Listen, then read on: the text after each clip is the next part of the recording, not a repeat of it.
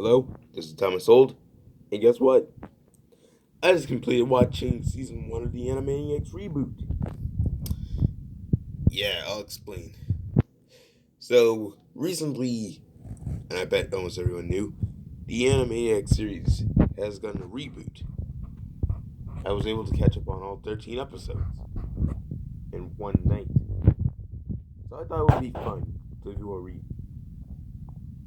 Episode 1 started a whole bunch of segments of, and of course, my main highlight is of mice and memes. Mainly, this was the first episode of the reboot to contain a dirty joke. Plus, I did enjoy what Pinky said of what technology is used for nowadays. If you know what I mean. Wink, wink, nudge, nudge.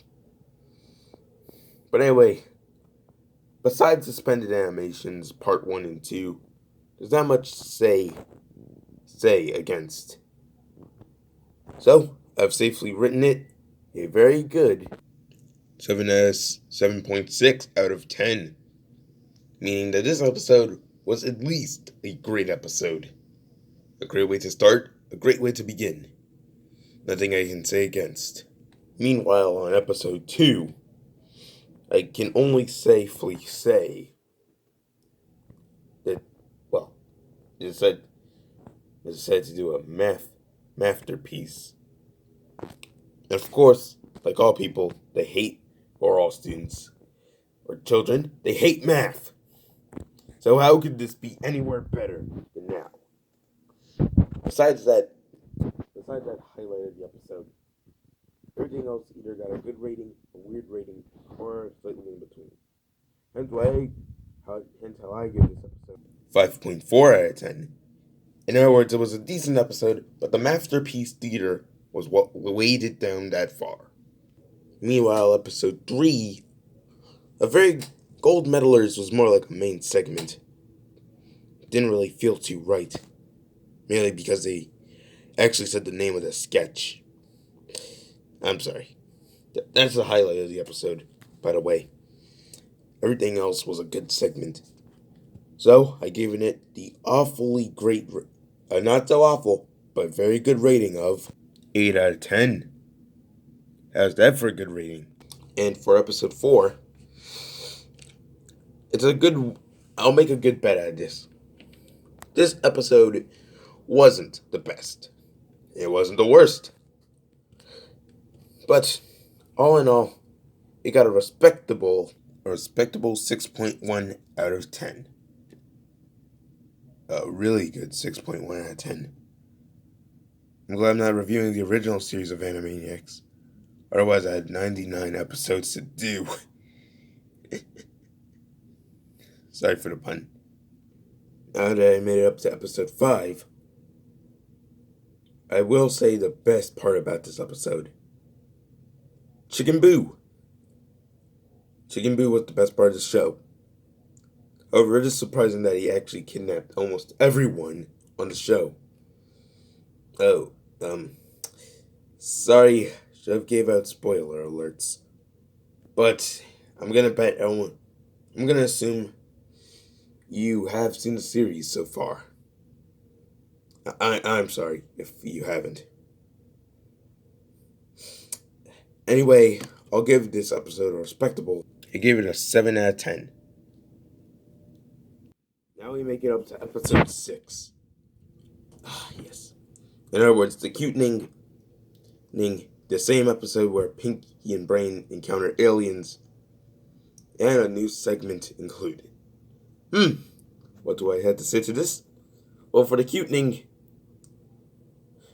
to quote Mike Wazowski, put the thing where it be, to quote Ridley and Mike Wazowski, oh dear God, put that thing back where it came from, or so help me.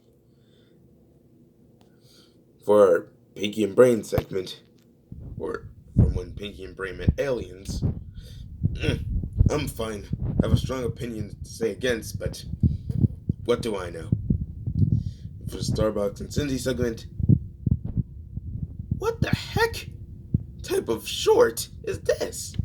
As in, it looks like live action direction by a child, but yet very touching at the helm of it all. A respectable 9.7 out of 10. Honestly, the Starbucks and Cindy short kinda saved this thing. The cutening, I can't really say it was a good one, or a bad one either. Actually, I could safely say it was a near bad one. And Pinky and Brain didn't really do much to save this segment. Okay, I'm at episode 7. So, I hear this is the first episode where Pinky and Brain are not in this episode. Or they don't have any segments, but do make a guest appearance at the end of episode 7. So, what do I have to say? Segment 1 was mediocre. Segment 2 was fine. But segment 3, a good old ode to Shakespeare and hip-hop raps. That teach that Jay-Z ripoff to mess with Shakespeare. Or to say that he's better than Shakespeare. Hence how I gave this episode a respectable, that's right, 10 out of 10. Why? The last segment was the best helping of it. Of course, now I'm at episode 8. Now, what do I have to say to episode 8? Well, I have mixed emotions towards episode 8. One of the best mixed emotions is, well, almost all segments. None of them make as much sense as you think. So, what am I doing here anyway? Lucky I was able to pick up the slack and give it a 6.3 out of 10. And guess what? We're almost at the end of the season. Episode 9. What do I say? Episode 9 wasn't the best, or the worst. I can easily say episode 9 deserved more credit to its genius. But I did enjoy. Wait. I wonder if episode 9 was that same one. Same one with that Manny Man's brother character. Maybe. Okay, I took a watch of episode 9. Learned that it wasn't. So when I rewatched episode 9, all I can say was, okay, you want my rating on this?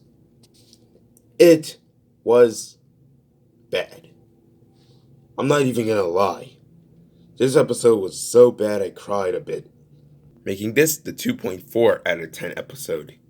Meanwhile, for the remaining of the season, episode 10 was fine. Episode 11 was okay. Episode 12 introduced the Manspreader. And episode 13, to end the season off, guess who's back? Dr. Scratch and Sniff. That's right, everyone. Scratch and Sniff is back, baby. And better than ever. So I had to give this rating, or this episode's rating. And wait for the remainder of the season. 5 out of 10 for episode 10. I believe episode 11 was a 7 out of 10. Of course, 10 out of 10 for episode 9. And lastly, 9.9 out of 10 for episode 13. So, what do I rate this season? A great season. I highly recommend that you watch. As in all episodes. Oh, you might want to exclude episode 6 off your list. But I hear they edited it, so yeah. You should totally check it out. I'm Thomas Old, signing off. Don't forget to like, comment, share, and subscribe, because 92.5% of people watching just haven't subscribed, and that's pretty whack.